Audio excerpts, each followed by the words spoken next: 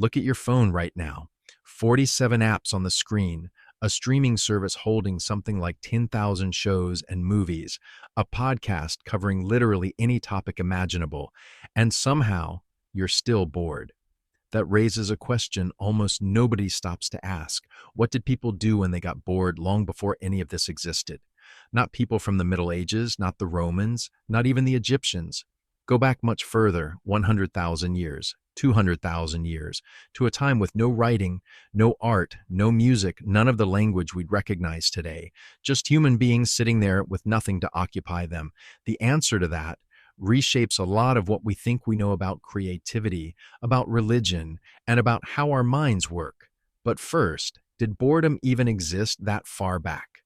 Turns out that's a genuine scientific debate. For a long time, the assumption was that early humans were far too busy surviving to ever feel bored. Every waking hour spent hunting, foraging, or building shelter with zero downtime. That assumption turned out to be completely wrong. In 1966, anthropologist Marshall Solins published a paper that upended the whole idea. After spending years studying the Kung San people of the Kalahari Desert, one of the last communities living close to humanity's original lifestyle, he found something surprising. They worked, on average, somewhere between 15 and 20 hours a week. Not a day, a week. Everything else went to resting, talking, sitting around, doing nothing in particular. Solins called them the original affluent society, and not because of material wealth, but because of how much free time they had, more than most people today will ever get.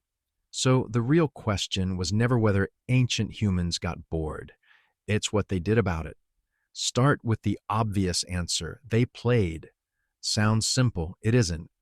In 2010, archaeologist Francesco Derrico and his team studied a set of shells recovered from Blombos Cave in South Africa. The shells were 75,000 years old, each one drilled through and coated in red ochre. Not tools, not weapons, not food, beads. Somebody, 75,000 years back, decided to sit down and fashion jewelry simply because they had nothing else to do. Historians point to it as the earliest confirmed art object in human history, and it began with boredom. Here's the part that really stands out, though. Producing those beads likely took hours, possibly entire days of work. Drilling through a shell using only a stone tool, no electricity, no metal, none of the patience that comes from a lifetime surrounded by entertainment. That's a long, tedious afternoon, and they went through with it anyway, because the only alternative was staring at a cave wall. Art wasn't born out of necessity, it was born out of boredom. Music tells the same story. In 2008, a team excavating a cave in southern Germany uncovered a flute carved from a vulture's bone, fitted with 5 finger holes, dated to roughly 40,000 years old.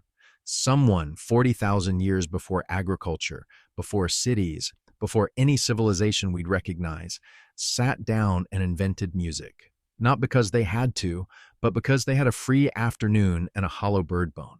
As it happens, music might simply be what the brain produces once it's run out of anything else to process.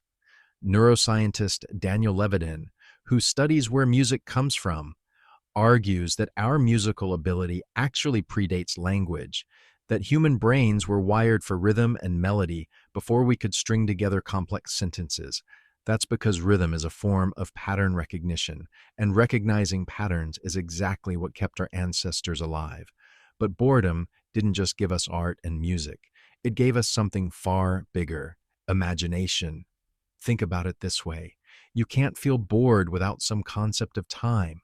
Boredom requires knowing that a moment is dragging on too long, that something else could be happening right now, that a future exists and it might turn out better than the present. In a real sense, boredom is the first evidence that a brain has learned to imagine things that don't exist yet.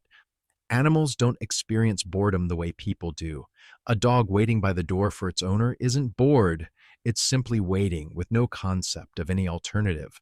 But a human sitting by a fire 100,000 years ago with nothing to do could start wondering, what if tomorrow's hunt goes badly? What if that noise outside is a predator? What lies on the other side of that mountain? What happens to us after we die? Every question religion has ever raised, every question philosophy has grappled with, every question science continues chasing, they all trace back to the same origin, a bored mind that began to wander. In 2013, psychologist Sandy Mann published research showing that boredom sharply increases creative output. She gave participants the dullest task she could think of, copying numbers out of a phone book, then tested their creativity right afterward. The bored group significantly outperformed everyone else because boredom forces the brain to generate its own stimulation. Left to itself, it turns out the brain is remarkable. There's one more thing early humans did when boredom struck, and it might matter more than anything else here. They talked. Not about hunting, not about food, not about logistics. They told each other stories. Anthropologist Robin Dunbar, the same researcher behind the discovery that human social groups naturally top out around 150 people, spent years studying what people talk about when the topic isn't anything important. What he found: roughly 65% of all human conversation is basically gossip. Who did what? Who said what? What happened to someone you both know? That might sound trivial. It wasn't. Dunbar argues that language itself evolved least for practical communication and more for social bonding. Before language existed, primates bonded through physical grooming. But grooming is slow and one-on-one. You can only groom a single friend at a time. Language changed that.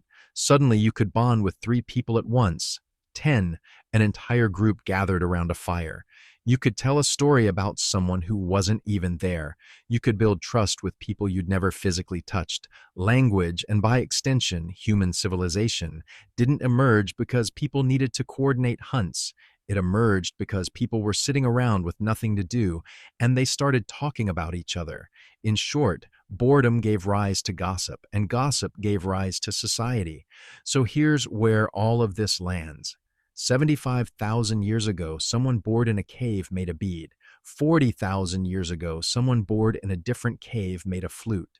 Somewhere in between, people sitting by fires with nothing to do started asking questions nobody had answers to yet. About death, about the sky, about why anything is the way it is.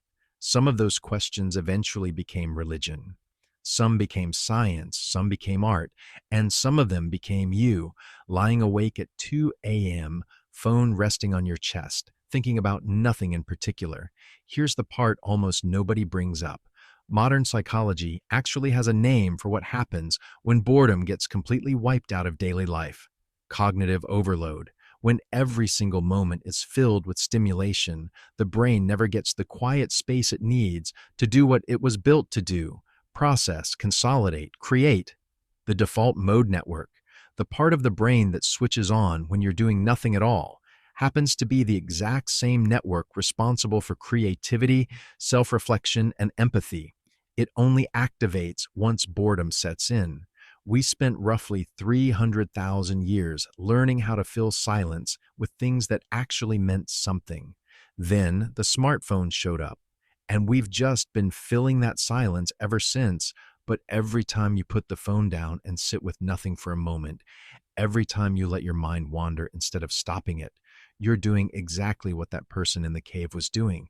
The same impulse that made the bead, the same impulse that made the flute, the same impulse that looked up at the night sky and asked why.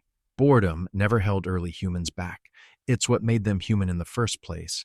And it might do the exact same thing for you if you just let it.